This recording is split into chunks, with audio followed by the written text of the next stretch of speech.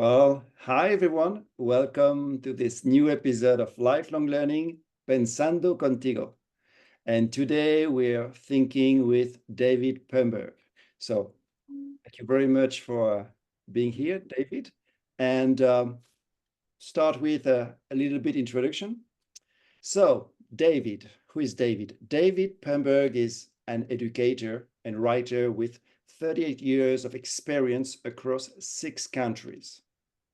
His identities and values were shaped by his childhood in the Bronx, a time characterized by strong communal bonds, family devotion, and the influence of his working class roots. His Jewish immigrant heritage from Warsaw also played a significant role, with family members who instilled in him the importance of education, intellect, kindness, and justice.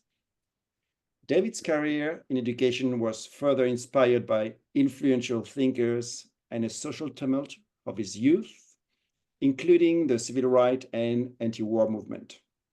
His approach to teaching emphasizes the interconnectedness of individuals and the transformative power of education in a democracy. David, that's good. Wow. Wow, Emmanuel, I want to know this guy. Give me his number. Wow. So It, first of all, David, thank you very much for being here. oh, it's my pleasure, Emmanuel. We've had many a conversation as colleagues, and it's nice to share this with with more people at the table. Wow, that's great. Thank you very much. So to start with, I've got a few questions and just afterwards, let's the conversation flow. First one is, David, what is alive in you here and now? It's and many feelings, which is why probably words are not coming out. Enthusiasm, looking forward to the dialogue. To I don't know what I'm necessarily going to share. I do know that the opportunity to share stories and anecdotes and experience is it's a mutual process of exploring. So I'm feeling like I would like before a basketball game in high school, I'm ready to play. Oh, well, let's play then. Great. Well, let's play using stories. Stories. We like stories, don't we? We So do. if your life was a movie, what would you like to show in the trailer? Yeah, beautiful. Well, the first shot immediately is the elevated L of the 6 train, probably, that goes through the Bronx, and that's rattling, almost nuclear-like sound of the world shaking, uh, and a kid, and these buildings with fire escapes in neighborhoods that I grew up in. That Hmm. that would be the opening pan. It would be a pan shot. Um, Probably an image of young David, 7, 8 years old, and on Allerton Avenue, where my grandparents lived, my maternal grandparents, Nanny and Poppy, and it'd be a Sunday for sure, and we'd all be there, and we would be cousins. Aunt Paula, Uncle Frankie, Uncle Irwin, Anna, Larry, and Nanny and Poppy, and food. And there'd be a ball game on, and traditionally it would be a New York team, Yankees, baseball. That was the fair, and a card game. Card game would be going on with the uncles. Sometimes part of my maturation would be to sit in. So that would be part of that would be also an image. And then we'd pan to, gosh, maybe 10 years later, David as a 16-year-old or 17-year-old in his senior year at the Barnard School for Boys.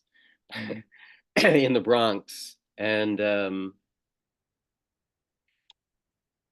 there's this quiet revolution happening in the school, and that is because there was a strike, and the teachers have the old guard have left, and there's some radical, young, new, idealistic teachers who have replaced them. And young David is in the classroom, and he's being challenged, stimulated, engaged. The world is opening while the world outside is in great tumult. And we march on a day when there's a moratorium, a nationwide moratorium, um, protesting the bombing of Cambodia. And that experience is also in the movie. That's the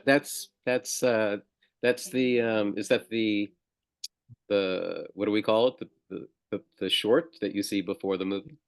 Trailer. The trailer, right? And of course, I guess there'd be music over that, and that music, of course, would, wow, it'd be everything from Woody Guthrie to Bob Dylan to the Beatles to the Allman Brothers. There'd be rock and roll. There'd be jazz. There'd be some angry voices of jazz artists, avant-garde artists, so Archie Shepp, John Coltrane, um, and then quiet. um, so there is a soundtrack without question, and that's the soundtrack of the music of the 60s, 70s, which continues, right? But jazz, folk, rock and roll. Wow. And so you have to tell me you have to tell us when is the premiere of this. Gonna be there. Well, so that's really interesting, because a project that I've just scratched at or begun to be gestating in my mind has been, my father was an avid 8mm filmmaker, not filmmaker, he took home movies. Mhm. And from the mid 1950s until the late 1980s. And I had them in my possession, and I have given them to a company that digitizes it. And so those stories that are to be discovered and curated in that material is something I'm cooking up. Yeah. Oh, interesting. Yeah. So that movie, I'll let you know when that one is actually made. Oh, absolutely. Thank you. Thank you. So um, let's move on to a concept I think you like to talk about, learning. And I'm going to ask you, David, how do you like to learn? Mm. I'm a doer. I'm a listener. Um, I mean, learning is a state of mind. It's from when I open my eyes. And so it's about wakefulness, Yeah. you know, alertness, noticing. So I like that space to be able to, whether it's with a book or whether it's sitting on a porch and listening to birds and watching the squirrels do their thing. It's about attentiveness. So for me, learning is about being present and receiving Mhm. actively. And it's and so there are certain practices or routines that enabled me to be able to learn, I think. And part of that is attuning my body and my mind before I embark on my day, or that is how I start my day.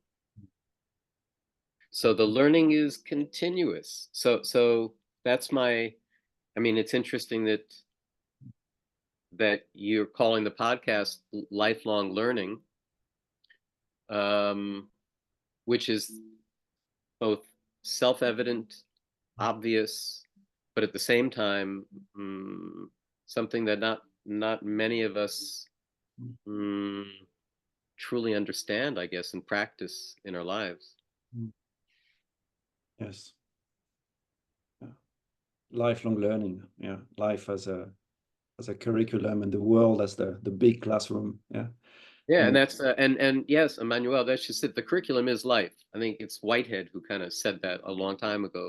The only curriculum worth studying is life itself, and yet formal education could be so disconnected from life, and rather it's just this abstract set of stuff that it's that you don't cultivate the sense of learning continuously throughout life. Yeah, disconnection. The word that comes to my mind is separation. And Yeah, yeah, yeah. we both remember another movie. It was before yours, The Wall, Pink Floyd, that movie. And talking about Ah. walls and separation for you, where and what are those separations? So that, So the ruptures, the because I yeah, explain. for me, I mean, the classroom, so separate. 5 years old with 5 years, 6 years with 6 years, All boys. right, right. So I would, yeah, got it. Yeah, Emmanuel, would you agree that that's also segregation, a form of segregation, which is both unnatural with regards to how human beings learn from each other, right? Like big kids are really great teachers with little kids, and little kids look up to big kids. But what do? We have this very artificial structure that some white guys 150 years ago thought this is the way school should be organized. And that separation, isolation, stratification has had huge psychic and social consequences as a result. So that there is no possibility, or it's rare, random, where lifelong where learning is continuous, because in that flow of play between kids, interactions between older people and younger people, that doesn't exist in it's the aberration where that exists as a practice. So separation, isolation, um, that's been called progress. That's been part of the bigger picture, right? Mm. And there's a line from Leonard Cohen from a song, Yeah, many. and it says that there is a crack in everything, and that's how the light gets in. So we've got the wall here, and Yeah, now tell us about could be cracks or door. You can also open doors. So what would be those doors for you? it's whatever's outside. Talk about context. I mean, for me, it's about exposing learners to their surroundings, to Mm, their community. It means seeking out, exploring, finding out, using that as the primary sources of all learning, regardless of content area. So creating relationships, the possibility of so an example.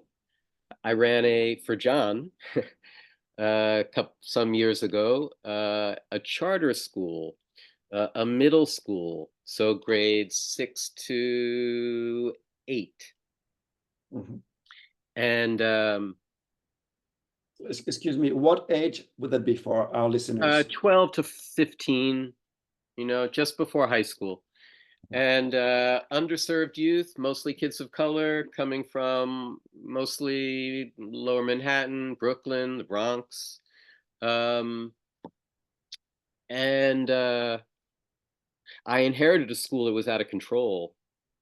Mhm. And it was out of control because the leadership had abandoned their moral compass. They got lost. And when leadership gets lost, then everything goes off course, right? However, coming in with a new assistant head, um, we were able to create an environment that kids wanted to be in and to belong to. But that also meant creating some structures, enforcing them consistently, being very visible and present. Small school, by the way. What did we have? 240 kids, 220 kids. And so it was situated in a extraordinary neighborhood in New York City, the Lower East Side, that is both famous and infamous for where my ancestors and multiple others arrived at the turn of the 20th century, right? So these were barrios, they were ghettos, essentially. So the Lower East Side is also become now transformed into a Chinese enclave. So it borders Chinatown and Little Italy. So in this cusp of really rich ethnic cultures, histories, people. So we're surrounded by all these resources. And and for me, the light through the cracks is about restoring those broken connections. You know, this again, segregation, separation of older adults from learners. And for me personally, because that was such a significant form of personal and emotional growth, that I thought, okay, what's in the neighborhood? Well, we got community centers all over the place, and one of which is the YMCA, and it happens to have primarily a Chinese population. And I go over there one day and I speak with the director, and I see that there's a class being taught to seniors on the use of the iPad. And I think to myself, oh, can maybe we work with you and do a mutual kind of exchange here? So that turned into a 12-week program, bringing about 12 to 14 sixth, seventh, eighth graders to tutor elders in the application of iPad. It was most often about how to download music, how to share that with friends. And the elders, in turn, all of whom were first generation Chinese, they were all like Jewish grandmothers, always had candy in their pockets. They taught the kids calligraphy at every session as well. So there was this wonderful mutual exchange. So that's just one example. And by the way, the kids who were the most surly, reticent, wounded, but had the facade of toughness and defiance, their humanness, I wouldn't say they melted into anything. They emerged, they flowered into caring, present, sensitive, young people. And it had everything to do with creating the opportunity for them, one, to be teachers, two, to be out of the damn school building, even though it was quite beautiful, the space we created, and into the neighborhood with real people. And that learning, teaching others, receiving lovingness and care, I think that's a recipe we could make global in all K-12 settings, Emmanuel. So that to me is an example of how to let the light in the cracks. Great. Yeah. Wow. This connects me straight to the importance of ecosystem. Yeah, It yeah, connects me to the importance of the contribution to the community, this exchange of nutrients, and where we see that again, to teach is to learn, and to give is to receive.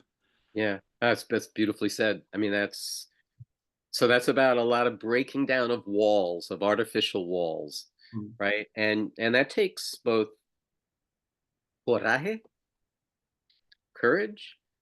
It also takes a vision, I think, understanding the ecological nature of community life and how schools have historically been institutions that are apart from community life.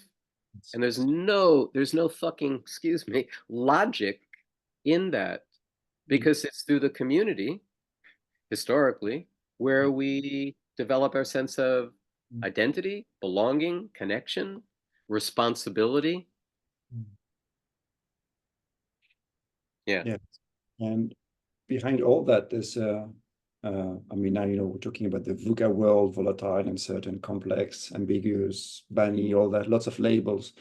And Lots of labels, too many labels. Yes.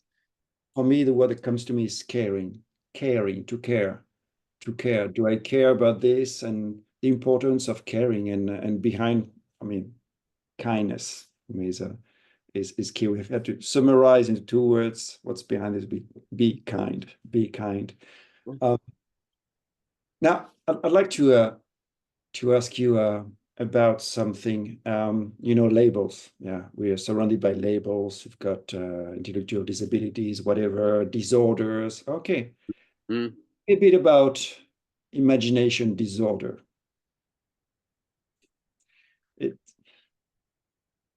I'm not sure I understand your question. So the lack of, because we put label to everyone, but at the end, if we reanalyze the lack of things, be imagination, a great lack in our society today. well, you just pressed the kind of button.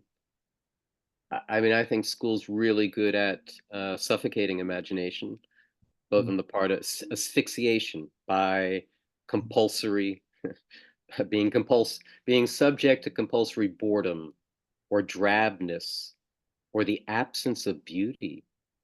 I mean, can you imagine? I mean, we all experience to varying degrees spending X number of hours, for 14 years or 12 years in spaces where there's no light, there's no music, there's nobody over the age of 50 years old, there's no play. Yeah. So imagination is it's one of our gifts, and it's where our most human sides are given voice, right? And that's where art comes. And so to deprive children, let's start with the school setting, of those experiences to tap into, explore, use their imagination. And that could be, they're good with actually, with doodling, and they're with illustrating, or they're really good with rhymes and language is their thing, or dancing, using their bodies. But those opportunities to explore self-expression through various art forms, and let's not neglect the written word and literature, right, and the sciences. That's where learning is powerful, and both of us have seen that at work.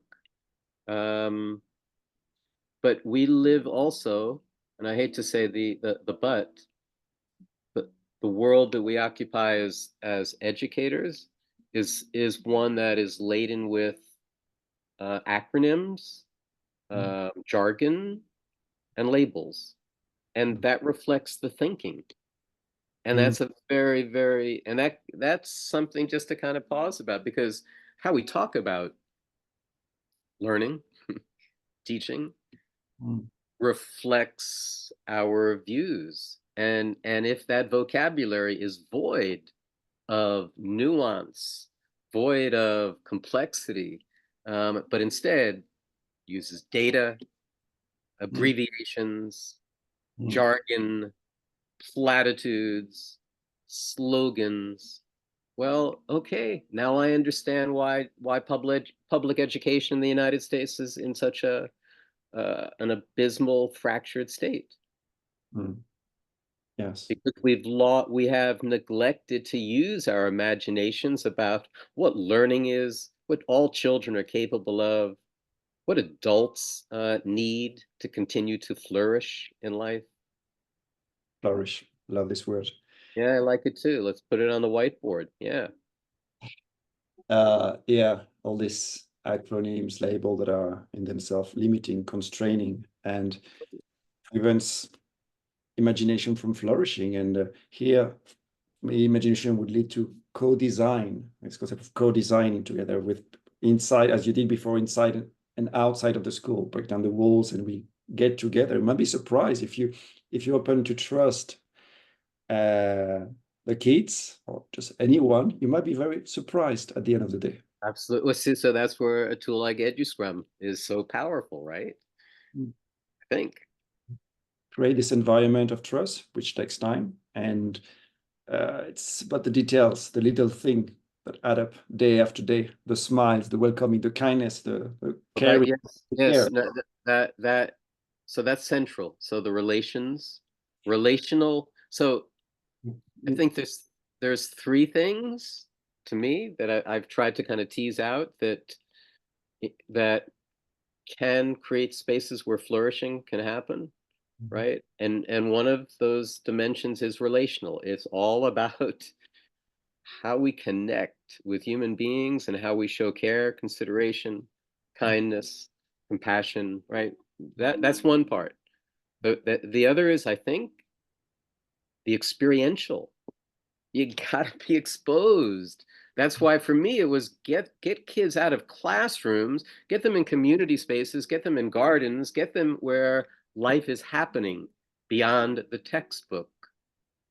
mm, And then the third, it's the aspirational, meaning we have to have this imaginative vision of what we're capable of, what kind of world we want, what mm. kind of human citizens we want children to become. And Yes. that means having high expectations, right? Which have nothing to do with achievement or test scores or control, Mm. ultimately. Wow. From those three elements, Yeah. the way I understand it, I would take the aspirational part as the north, like our North Star, or real Mm, purpose. And mm. then relationship and experiential. I mean, I think both are relationship, because relationship is not just how you relate to other people, but also to situation, which are And, experiential. and definitely. I look out my window to the rhododendrons, to the squirrels that are scampering outside on the lawn, to nature, right? That's also part of the fracture, of the breakdown, and of the need in terms of how we restore ourselves and replenish ourselves.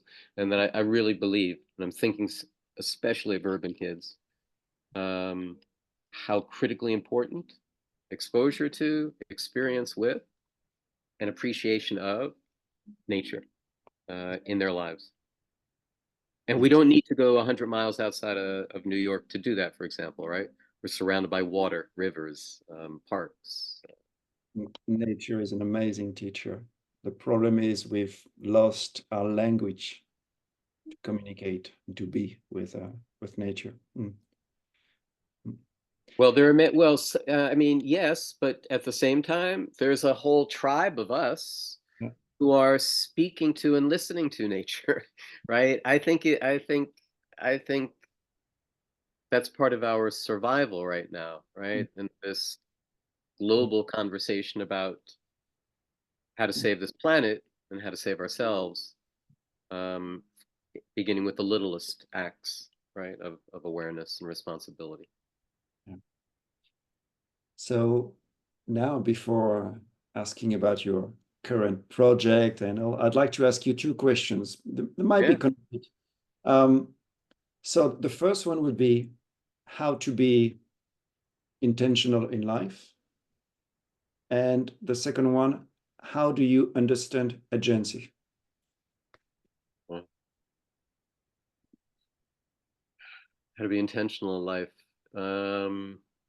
Decide to be to be intentional and to have a routine and a practice that reinforces it.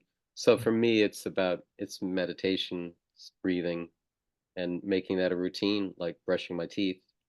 And in that, it's fine tuning my brain and my body. Mm, Um, and that mantra, it actually begins to talk to me mm, over the course of stop crossing your legs, for example, or seeing those mountains when I come around this bend, that image will come back to me. David, hold on to beauty, because that's the most homeopathic thing that you could possibly, that is your medicine.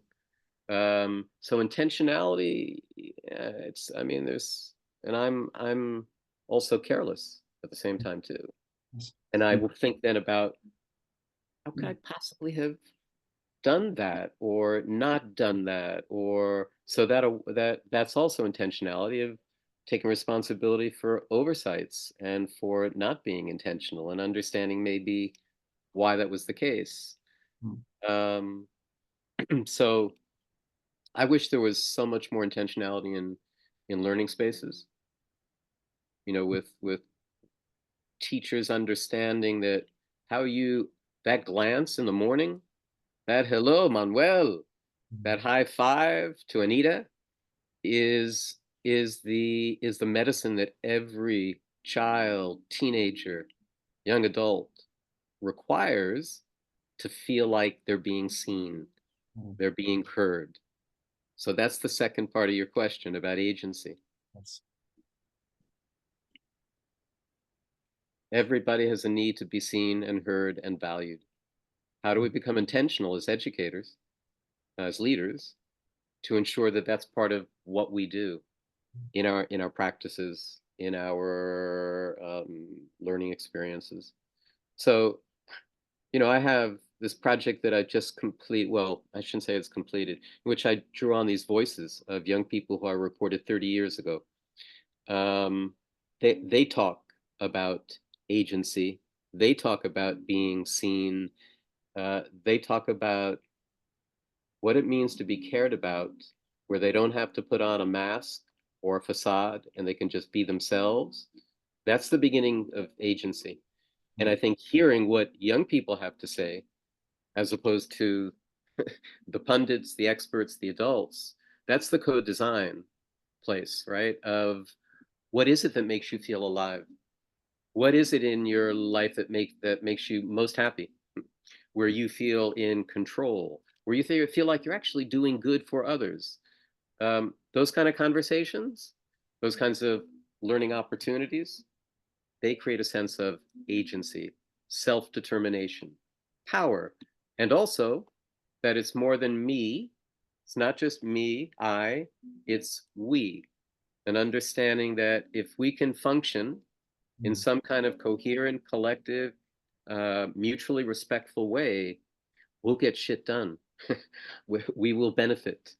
Um, and that means, as you well know, in order to sprout and feed and nurture the agency of young people, us adults, we need to step back. We need to let go of the need to be surveillance agents, the need to control. Yes. And I'm not talking about the structures and the boundaries and the protocols disappearing. No, they're essential, right? But the need for an adult to not, well, the need for adults to trust in learners. And in order to trust, you have to be vulnerable and you have to let go and you need to be able to listen. So when I listen to these voices, which are now part of a website and part of an ongoing conversation with educators, it's about it's time. We need to listen to what young people are telling us, what they need, how they feel, what makes them feel acknowledged and regarded.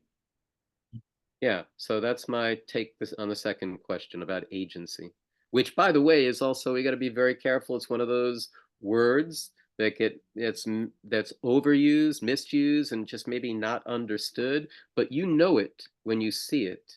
And I guess the last thing I would say concretely, the program that was at Bank Street that I started it as the founding director in '89.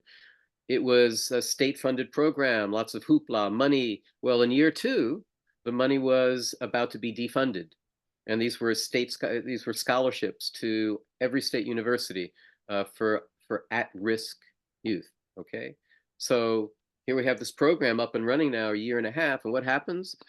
We, the students, the families, we come together and organize everyone, over 500 people in an auditorium one Saturday morning, and every family is writing 3 letters each that will go to the local assembly person that we deliver in Albany.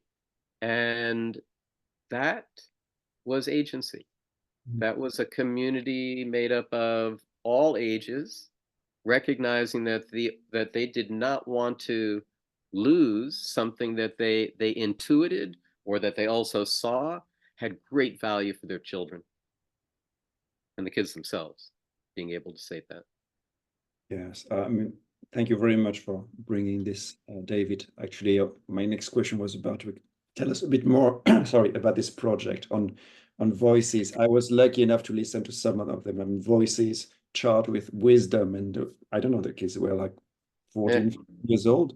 And I've reconnected. That's the beautiful thing, Manuel. I have reconnected with 4 of them who are actually featured in as the voices. It was part of my dissertation in 98, 99, and it was about the Liberty Partnership Program, and 6 individuals. Anyway, I stumbled onto the files again, and there happened to have been a call for a paper that seemed to resonate with using multimedia, for example. But for me, it was more than the technology and whatever format. It was about I'm a story gatherer. I collect stories, and so this story wasn't over. There was a sequel, and that sequel was 34 years later, to reconnect, to share these recordings, to share the essay, to share this emergent website, a tool for teachers and students, and to say, so what do you think? What do you? And that has led now to 4 of them being present, one flying in from San Francisco, at a salon at Bank Street College this fall, October 11th, in which, and the salon is for the graduate school for children teachers. It should be very well attended, but a chance to share the voices, because the voices are like a collective. They speak like a Greek chorus, a collective conscience of what matters, and in this case, young people talking about trust, belonging, identity, labels, learning, school, and we're gonna see what that looks like in a salon setting. And so it's a beautiful thing to see one circle completed and then another circle begins. And I've never had that experience as an educator. So I feel incredibly grateful right now that I had that something compelled me to go back to a project and reshape it into another form and for another community. That's beautiful, regenerative, beautiful. Yeah, really. So that's that. I know. And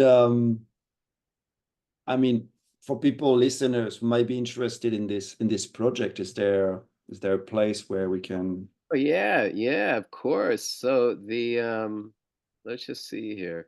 Of course, I have 3,500 windows If open. you've got a link or something, we can put it in the description of the Yeah, video. so it's here. I'll actually I'll put it in the chat. Can I do that? It's called YouthWise, the tool, Yeah. and it's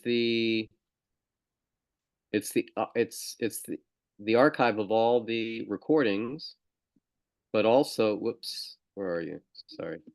But also, I've created prompts and Yes. questions that will engender authentic conversation and dialogue between young people, between teachers themselves and administrators, and between teachers and kids, all with an intention of creating a space where there's mutual regard and deeper understanding of one another.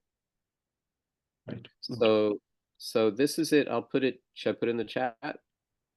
Yes. Can I do? I'll put it in the description. And and now, David, before finishing, a little bird told me that you are going to India, right?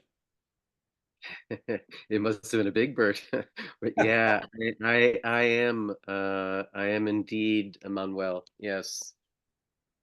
I'm leaving I'm leaving at the end of the month, and we'll spend 2 months in Bangalore in an extraordinary education project called Agastya, Agastya, the Agastya Foundation, and they run the Creativity Campus on about 127 acres, in which they've created an extraordinary learning space, pavilions, buildings that are all grounded in experiential learning.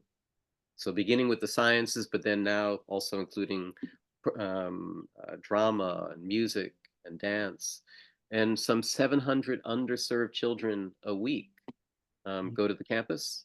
And it is also a space for teacher development. So there are week-long institutes that are created to help teachers think about how to teach in this way, beginning with themselves. So there's a week-long institutes that take place throughout July and August, and I will have an opportunity to be a story catcher, an observer, a recorder, um, and whatever insights I can share while there, I will. So I'll be working with a team, their educational team. There are also multiple sites that are outside of Bangalore. They use the model of the itinerant teacher. So they bring science mobiles on motorcycles and in vans to communities, right? Villages, small towns, cities. It's a really amazing model. It's 20 years old, and I wouldn't call it an adventure. I'm not quite sure the reasons why I'm doing this, but I know that I know it matters, and I'm following that. I'm trusting my intuition, and I'm trusting my sense of the need to be exposed constantly as a learner to where human beings are valued, and where learning is seated, those spaces, right? I want to see them. I want to know them. I want to be able to tell those stories, because we as educators are also often an isolated group, and we don't share that collective wisdom. So we might want to have another session when you come back to hear your stories. Yes, although I want to be able to convene folks while I'm there in salons, so with Indian educators, with folks like you, Emmanuel, to talk about whatever it is that would be mutually beneficial and interesting. So they're very open to that. And so it might be in the midst of and not only post. So yeah, that is what is ahead of me. Yes. And that's a wonderful way to kind of like see my notion of continuous learning is not just verbiage. Yes. It's something that I've tried to live, um, and I definitely owe that to my mother and my father. Just to make that very clear, Sam and Charlotte. This goes for you. Thank you very much, David. It's been a pleasure talking to you, conversing, and it is to be continued, I'm sure. Thank you for the opportunity. I appreciate that, and I appreciate you so much, Emmanuel. David, un abrazo muy grande. Igual, hombre. Chao, nos hablamos. Chao, estamos en contacto. Chao.